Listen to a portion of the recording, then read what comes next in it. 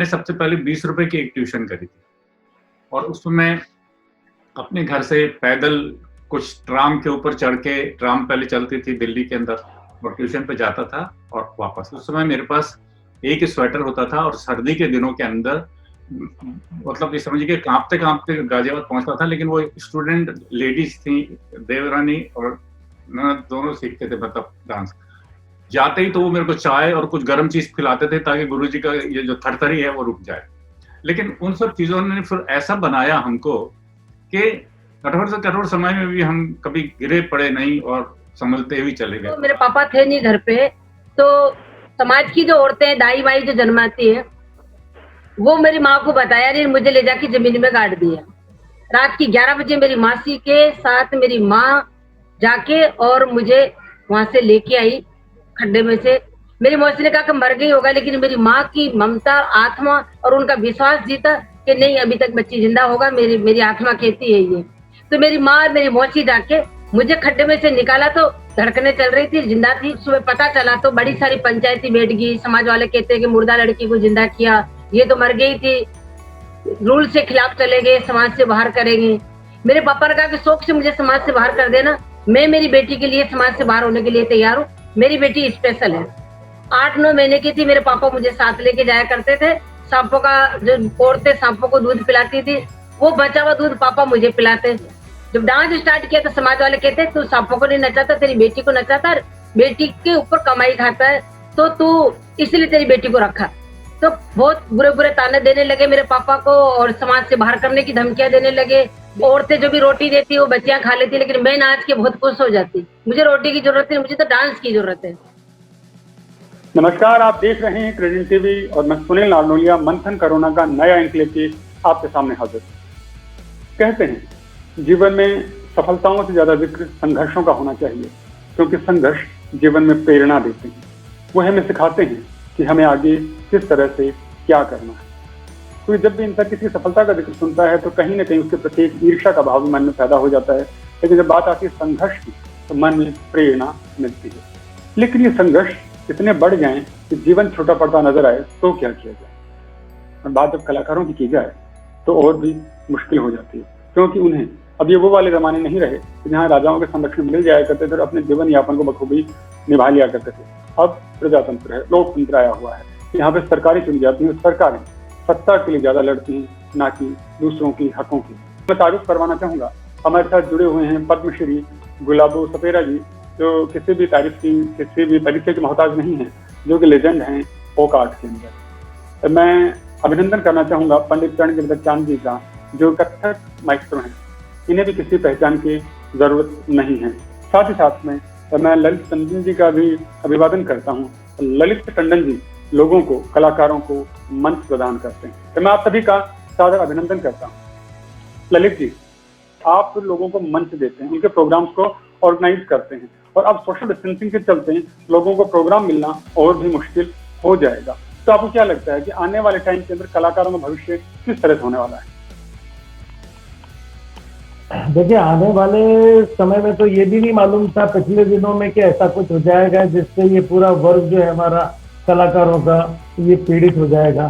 कलाकार के अलावा भी कई ऐसे वर्ग हैं जो बिल्कुल हैंड टू माउथ हो जाएंगे, जो दिन में भले 5,000 रुपये दिन के कमाने वाले कलाकार हों, या जो इस तरीके से जैसे सपेरा जी बता रही थी, ऐसे कई कलाकार जैसलमेर की तरफ के, या हर शहर में सबसे पहले शुरुआत के जो कलाकार होते हैं, आप ढोल बजाने वालों से ले लीजिए, जो 200-400 रुपये में किसी के भी समारोह की आन बान शान बन जाते हैं।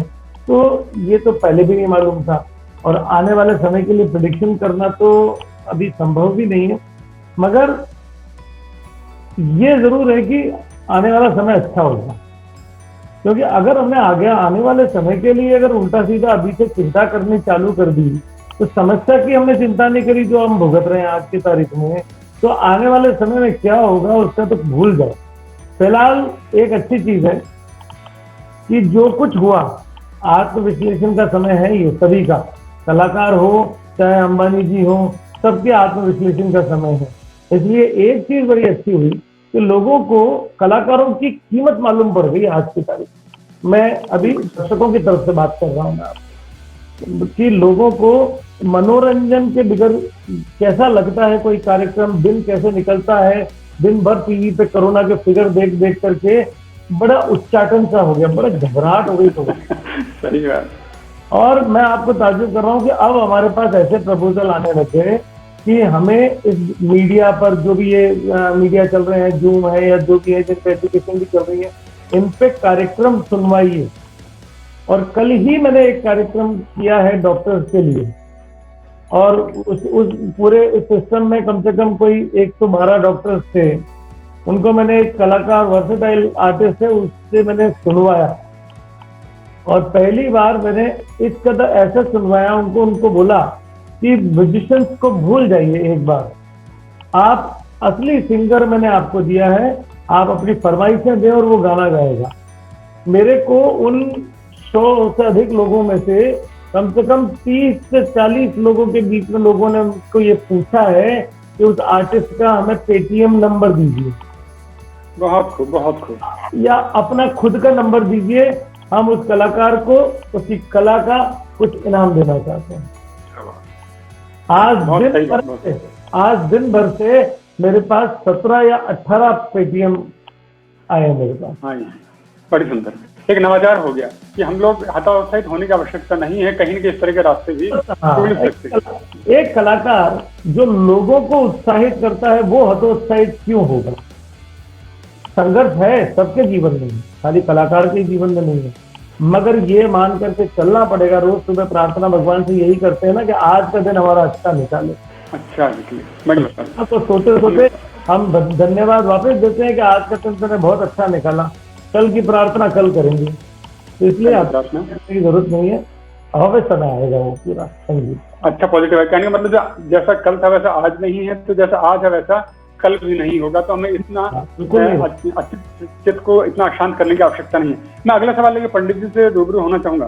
पंडित जी, अभी हमारे सामने ललित जी ने बड़ा एक सवाल भी खड़ा किया है कि कहीं न कहीं नए तरह के नवाचार हो रहे हैं, नए तरह के एक्सपेरिमेंट्स किए जा रहे हैं कि कलाकारों को मंच दिया जाए, क्योंकि हम लोग ये नहीं जानते हैं कि दोबारा वो गैदरिंग वाले प्रोग्राम, वो एग्जीबिशन, वो शोज कब होंगे और किस तरह से होंगे। हम इस बात से अभी ना वाकिफ हैं। तो फोक आर्ट की बात करूँ, क्लासिकल आर्ट की बात करूँ, उनके लिए दर्शक बहुत लिमिटेड ही हुआ करते थे, और अब माहौल और बदल गया है।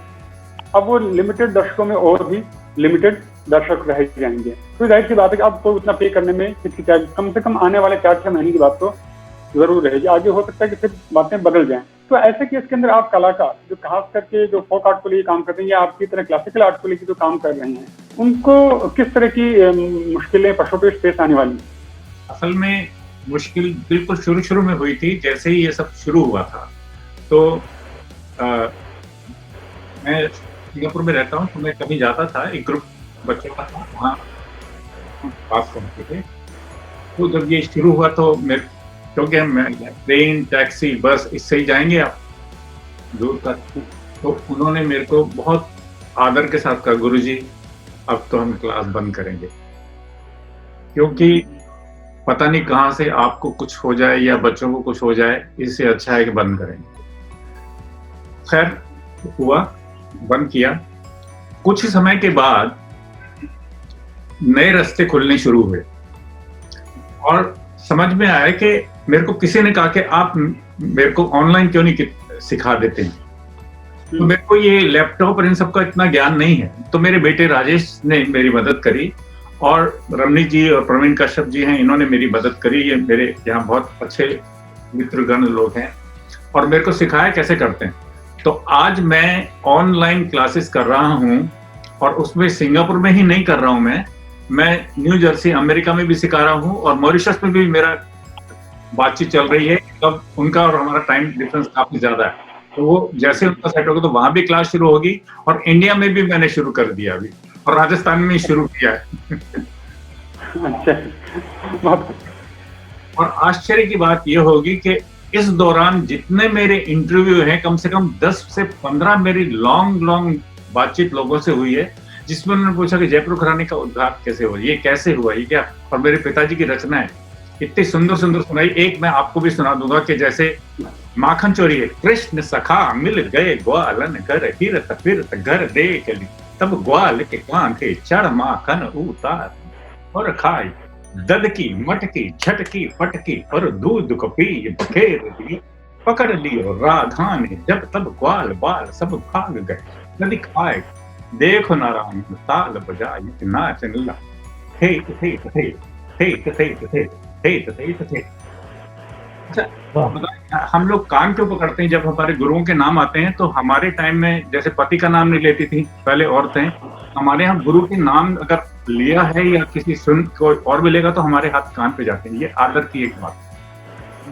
फिर ये तो अभी मैं आपको बता रहा हूँ कि अभी नई नई चीजें सीखने के लिए आ रही है, और अब अगर आप फेस टाइम पे देखेंगे तो कम से कम 50 कलाकारों की लिंक आते हैं कि आप इसको देखिए, मेरी कला सुनिए, मेरा गाना सुनिए, मेरा नृत्य सुनिए, मेरी सरोद सुनिए, मेरा सितार सुनिए।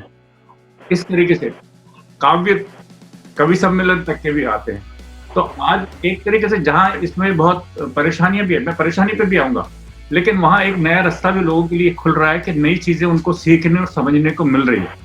हालांकि इसमें बिल्कुल जैसे टंडन साहब ने कहा ना कि कलाकार जो है ना आज बहुत परेशान हैं, रोजी रोटी को मोहताज हो गए बहुत सारे लोग। वो छोटे तबके के हैं, मतलब जो जिनको की पेमेंट मिलता है, जैसे साजिंदों के तौर पे उनको पेमेंट मिल रहा है। जो बहुत पॉपुलर बॉलीवुड के कलाकार हैं उनको तो पैसे की कमी नहीं है, लेकिन उनके जो म्यूजिशियंस हैं वो बॉम्बे में आज वो भी परेशान हैं। और फिर जहाँ जयपुर है या और शहर हैं जहाँ के कलाकार हैं, म्यूजिशियंस हैं, जहाँ उनको रोजाना कोई परफॉर्मेंस हो गया, कहीं संगति कर दी, तो उनको जो रोजगार मिलता था, पेमेंट मिलता, वो सारा खत्म हो गया। तो बहुत लोग बहुत परेशान है। कईयों को किराया, जहाँ मकानों का किराया देना भी मुश्किल हो गया, किराया देना भी मुश्किल होगी। सही कह रहे हैं आप कि आजकल जिस तरह से गतिरोध बढ़ा हुआ है, इससे आप बिल्कुल दुरुस्त फरमाया कि कई कलाकारों को तो किराया देना भी मुश्किल। और मैंने थिएटर का ही लास्ट हमारा शो था, तो उसके लिए मेरे पास जब बातें आई थी तो बोले कि हम लोग बाहर से आकर यहाँ पे थिएटर सीख रहे थे और आज हम लोग किराया नहीं दे पा रहे हैं, हम लोग क्या करें, लौट जाएं, खाने पीने के लिए पैसे नहीं है, किराए के लिए पैसे नहीं है।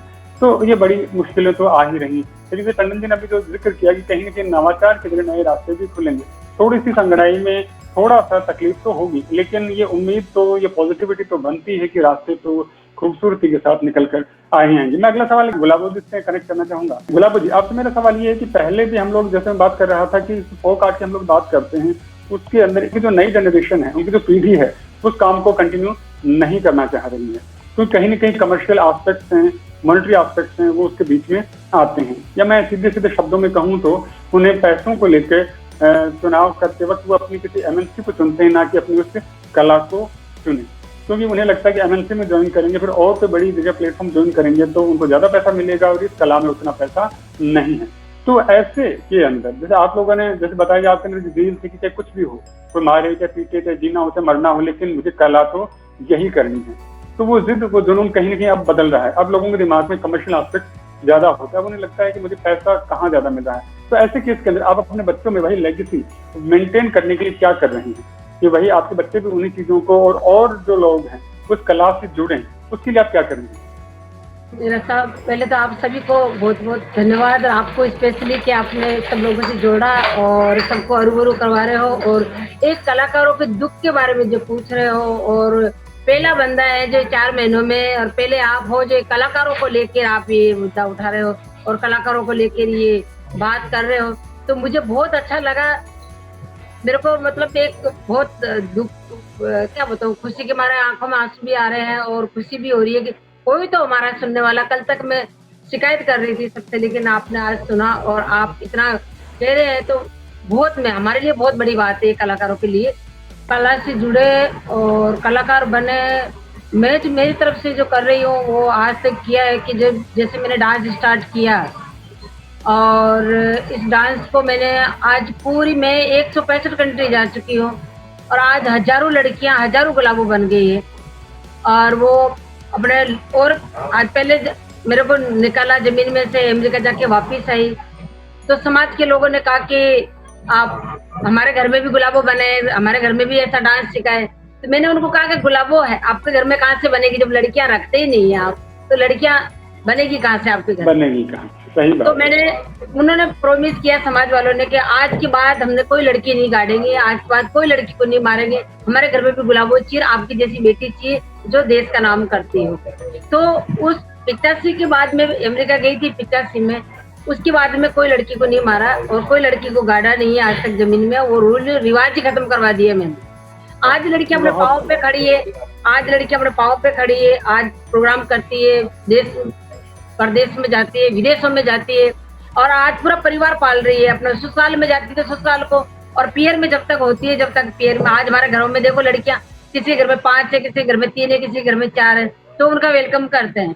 तो बहुत खुश है। अब हम लोग फोक कलाकार ये है कि रोज कुआं खोदे रोज पानी पिए, वो कलाकार हैं।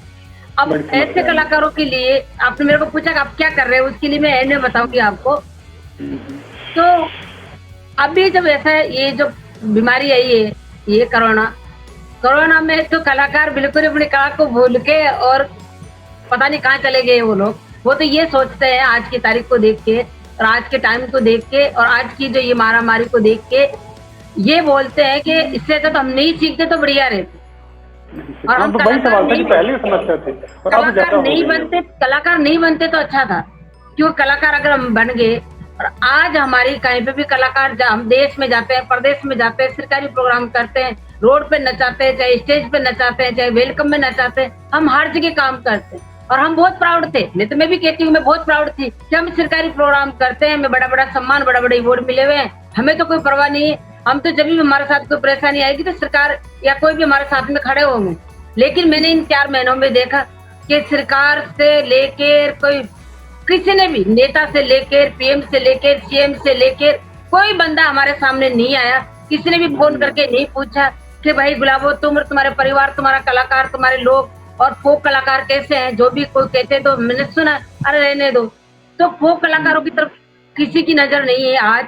और हम कलाकार लोग, चाहे उसमें हैंडीक्राफ्ट वाले हो, चाहे वो क्लासिकल वाले हो, चाहे कलाकार कोई भी हो, ये कोरोना जो आया है कलाकारों का काल है। ये काल बन के आया है हम लोगों के लिए, एक भूखमरी आई है हमारे लिए कि हमारी तरफ किसी का ध्यान नहीं है।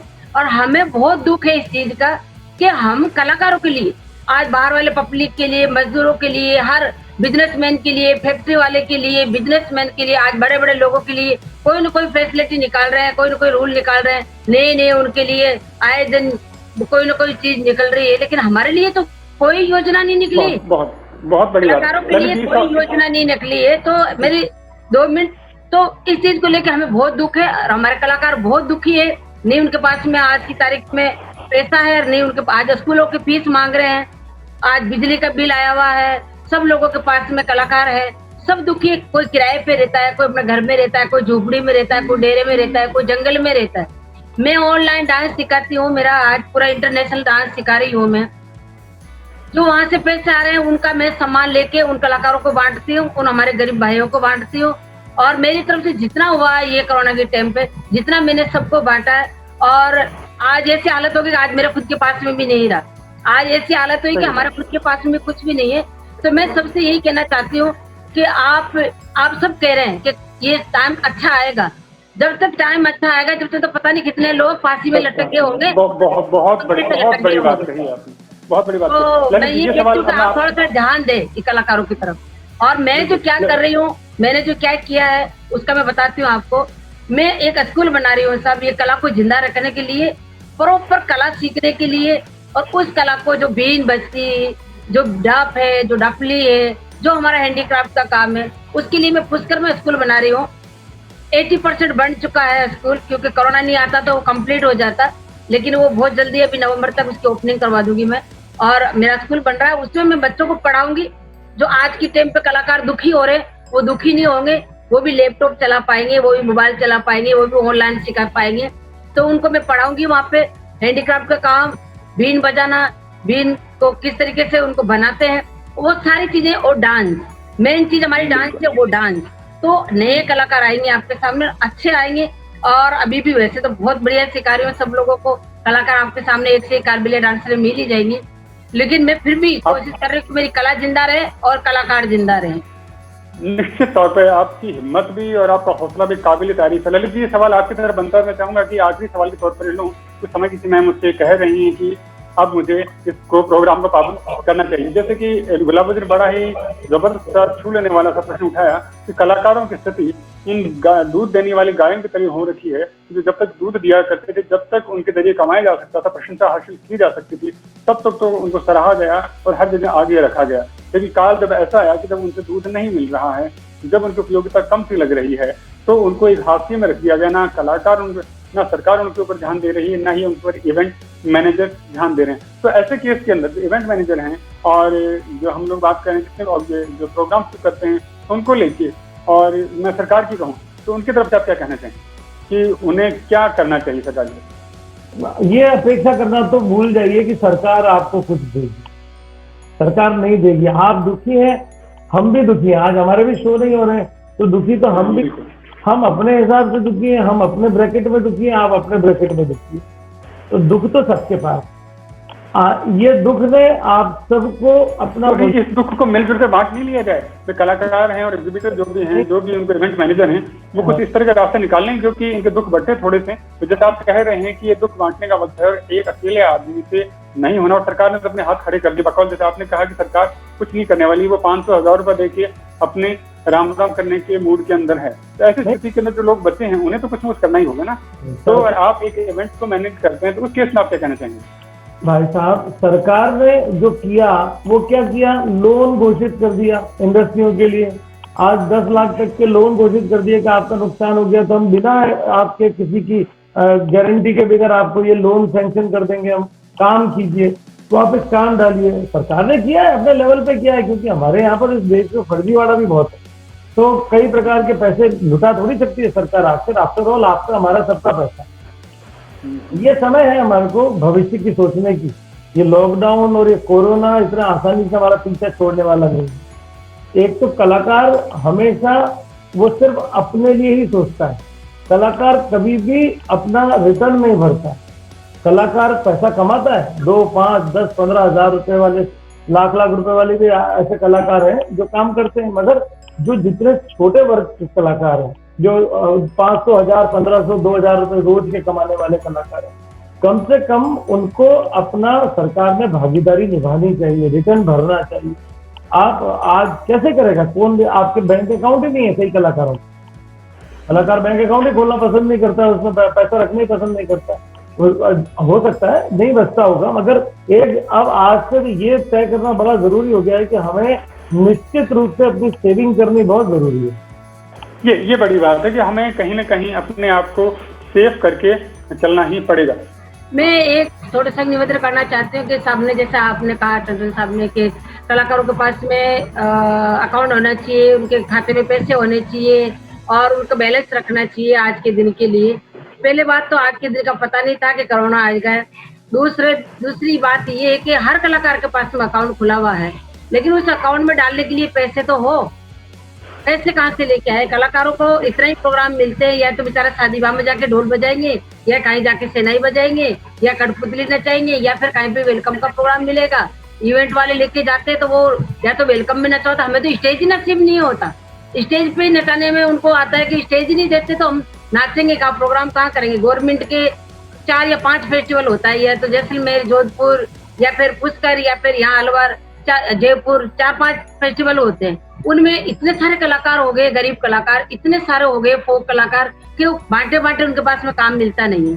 तो सरकार कितना प्रोग्राम देगी? प्राइवेट प्रोग्राम करते, हम इवेंट वालों के थ्रू जाते हैं। अब इवेंट वाले फिर आगे किससे आगे जाते हैं, तो हमारे पास में तो इतना सा 1% पैसा भी नहीं पहुंचता। अब उस पैसों में 500 रुपए में हम लोग क्या करेंगे? उसको अकाउंट में डालेंगे, या फिर हमारे बच्चों को रोटी खिलाएंगे, या फिर उनको पढ़ाएंगे लिखाएंगे, या फिर हम लोग मकान का किराया देंगे, या बिजली बिल भरेंगे, या फिर कोई स्मार्ट मोबाइल खरीदेंगे? क्या करेंगे हम? तो हम लोगों की ये प्रॉब्लम है। साहब ने जैसे पूछा था कि नई पीढ़ी के लिए आप क्या कर रहे हैं, वो बच्चे क्या करना चाहते हैं? नई पीढ़ी क्या करेगी? जब हमारी जो मजबूरियां देखते हैं तो नई पीढ़ी यही सोचती है कि आपने तो कौन सी बिल्डिंगें खड़ी कर दी, आपने कौन सा बड़ा सारा बैंक बैलेंस बना दिया जो हम सीखे। चाहे हम रक्षा चला लेंगे, लेकिन हम इस लाइन में नहीं आएंगे। इस लाइन में नहीं है। ये दर्द था जो ये दर्द था। और आज हमारे बच्चे सीखे। आज बड़ा वाला लड़का है, वो आज बहुत बड़ा कलाकार है, फ्यूजल ग्रुप चलाता है अपना। और मेरा दूसरा वाला बेटा है, ये मोटर बाइक जो स्टैंडिंग क्या बोलते हैं उसको, रेसिंग वगैरह, वो इंटरनेशनल खिलाड़ी है। तीनों बेटियां वो आर्टिस्ट है। सब लोग आर्टिस्ट है, घर घर में आर्टिस्ट है। लेकिन आर्टिस्टों की जो प्रॉब्लम है वो तो देखिए बैकग्राउंड के, हम लोग स्टेज पे हंसते हैं लेकिन पीछे जाके हम रोते हैं। तो वो हमारी मजबूरी समझे, ये नहीं समझे कि सरकार कुछ नहीं करेगी।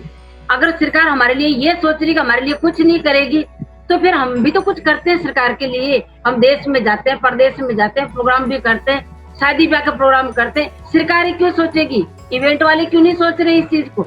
इवेंट वालों को भी सोचना चाहिए कि यार इन कलाकारों ने अपने साथ प्रोग्राम किया। ललित जी, बहुत बड़ा प्रश्न है, बहुत बड़ा प्रश्न है। तो इन कलाकारों का हमारे साथ प्रोग्राम किया है, इन कलाकारों ने रोड पे नचाया, रोड पे नाचे, टीबो में नाचे, धरती पे नाचे, हम स्टेज पे नाचे, ब्याह शादी में नाचे, ब्याह शादी के रोड पे हमने नाचे, गधों की लीद में हमने नाचे। तो आज हमारे साथ में मजबूरी है, तो इवेंट वाले क्यों नहीं बुला रहे कि भाई तूने मेरे साथ में प्रोग्राम किया है, अभी मजबूरी है, लो थोड़ा सा ग्लास ले जाओ, थोड़ा सा ये पैसे ले जाओ। तो ऐसे ही होता है। हम राजस्थानी भाई हैं भाई, हम आधी आधी रोटी बांट के खाने वालों में से हैं, आधी रोटी में से आधी आपकी आधी मेरी। तो हम इस टाइम पे बांट बड़ोत के क्यों नहीं खा ले? मैं भी तो कलाकार हूँ, मैं भी गरीब घर से ही हूँ, मैं कौन सी कोई अरबपति हूँ, लेकिन मैं मेरे कलाकारों को 1000 पैकेट बांटे हैं मैंने। और सारी दुनिया जानती है कि मैं किस तरीके से संस्था वालों से मांगती हूँ, गवर्नमेंट से मांगती हूँ, सरकार से मैंने लड़ाई करके और मैंने 650 पैकेट पहुंचवाए हैं। तो आप लोग कहाँ चले गए सारे इवेंट वाले? आप सरकार को भी कह सकते हैं भाई नहीं बेचारे गरीब कलाकार है, इन सब बॉलीवुड के सब मत देखो कि बॉलीवुड के कलाकारों की नजर से मत देखो हम लोगों को फोक कलाकारों की नजर से देखो, गरीबों की नजर से देखो। हम भी उसी गरीबों के पास नजर से आते हैं, क्योंकि हम वही कलाकार है जो हम देश प्रदेश में घूमते हैं। आज वही फोक कला है जिसको पद्मश्री मिली है, तो आप उस पद्मश्री को तो रेस्पेक्ट करके इस भूख की टाइम पे रोटी दे सकते हैं।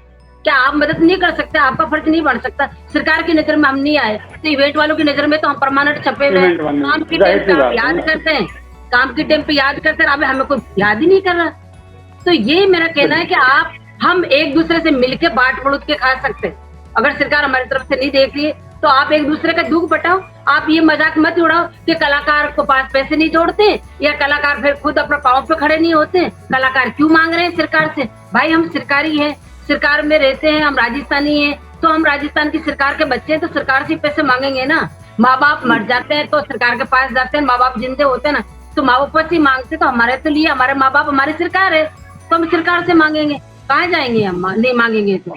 दूसरे देश से थोड़ी बहुत प्रश्न हमारे सामने खड़ा हुआ है। नहीं, हम दूसरी दुनिया से थोड़ी ना पैसे मांगेंगे कि भाई हम अमेरिका वाले आप भेजो या डेनमार्क वाले आप भेजो, फ्रांस वाले आप भेजो, नहीं। हम वहां से पैसे नहीं मांगेंगे, हम राजस्थान सरकार से मांगेंगे, हम इंडिया सरकार से पैसे मांगेंगे। हमें इस मजबूरी के टाइम पे हमें पैसे चाहिए, हमारे घरों का खर्चा चाहिए। और आप जब तक ये कोरोना चलता है, जब तक हमारे प्रोग्राम नहीं चलते, हमारे लिए कोई न कोई ऐसी योजना निकाले आप जो हमारे भी ये कलाकार कोष बनाकर उसके अंदर हमारे बजट आए, फिर आप एक कलाकार को बुला के आप दे। मैं तो ये चाहता हूँ ललित जी को कि 1995 में मैं सिंगापुर आया हूँ। यहाँ मेरे को लगभग 24-25 साल हो गए।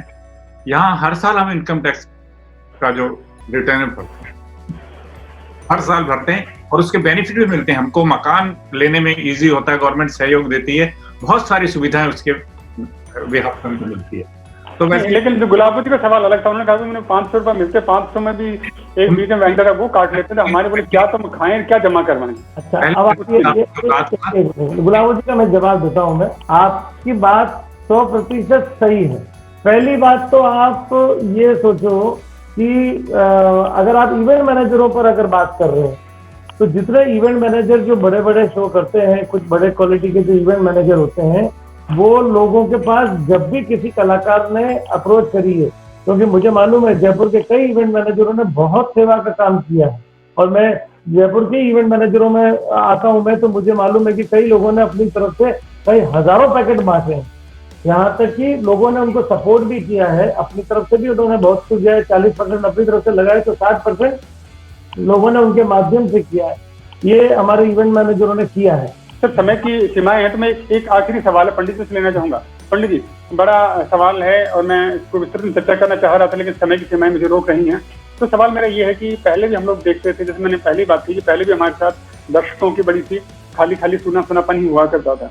और जाहिर सी बात है कि आने वाले टाइम के अंदर सोशल डिस्टेंसिंग के जरिए ये बात और भी हो जाएगी कि मान लीजिए कि 500 का थिएटर है, 500 का ऑडिटोरियम है, तो वहां पर 200 को या 150 को या 250 को ही सीट दी जाए। तो जाहिर सी बात है, कहने का मतलब अब खर्चे उतने ही रहेंगे।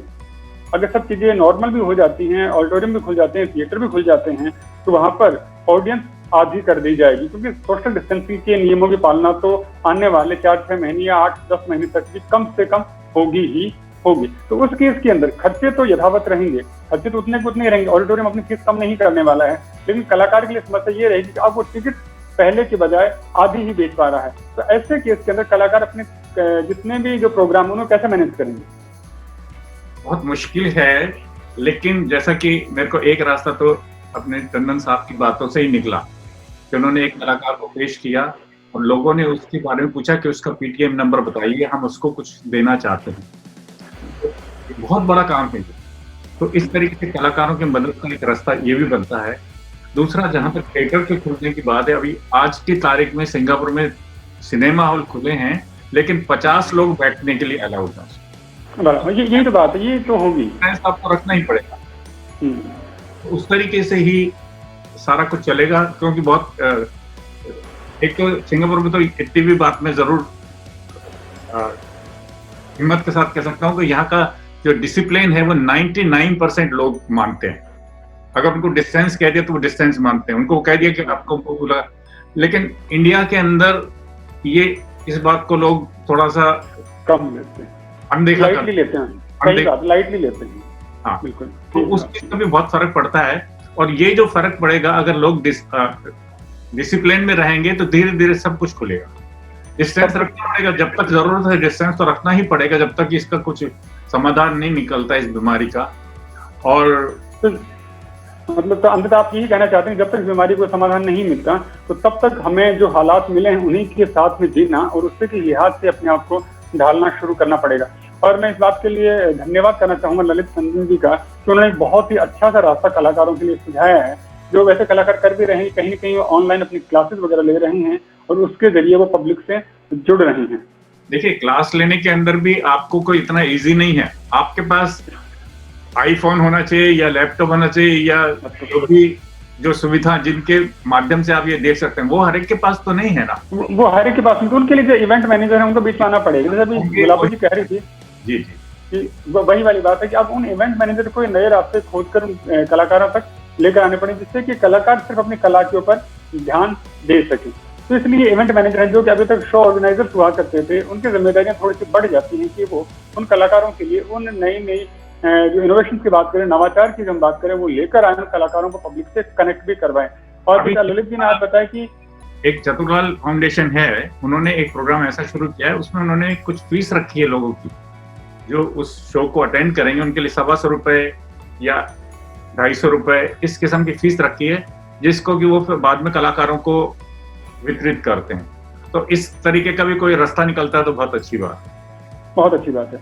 चलिए, थैंक यू। मैं आपसे बिल्कुल शो के अंत में विदा लेना चाहूंगा कि आप लोगों की जो बातें हुई, जो प्रेरणाएं हैं, जो आपने जीवन संघर्ष का जिक्र किया और आप लोगों ने जो नए रास्ते सुझाए हैं, और ललित जी का एज ए शो एग्जीबिटर की बात करूं, वो जिस तरह से चीजों को प्रस्तुत करते, तो उन्होंने कहीं ना कहीं दो बातें हमारे सामने बहुत इंपॉर्टेंट है, मैं उसको रेखांकित यहाँ पर करना चाहूंगा। जैसे उन्होंने कहा कि कलाकारों ने कहीं ना कहीं खुद को सीमित कर रखा है कि वो सिर्फ वन वे सोचते हैं कि हमें लेना है, वो देने का भी सोचना चाहिए। जैसे उन्होंने बड़ी अच्छी सी बात की, कई कलाकार तो आज भी ऐसे हैं जो कि रिटर्न की फाइल नहीं करते हैं। दूसरी बात उन्होंने कहीं ना कहीं अब हमें सेविंग भी प्लान करके चलनी पड़ेगी, सोचना ही होगा सेविंग्स के लिए भी। और तीसरी जो बात कही, कहीं ना कहीं एग्जीबिटर्स जितने भी हैं, जितने भी शोज ऑर्गेनाइजर हैं, उन्हें एक मध्यस्थ के रूप में उभर कर आना पड़ेगा और उन कलाकारों के लिए एक मध्यम रास्ते निकालने पड़ेंगे। वो पहले जो चीजें ऑफलाइन किया करते थे, अब उनको ऑनलाइन करना पड़ेगा।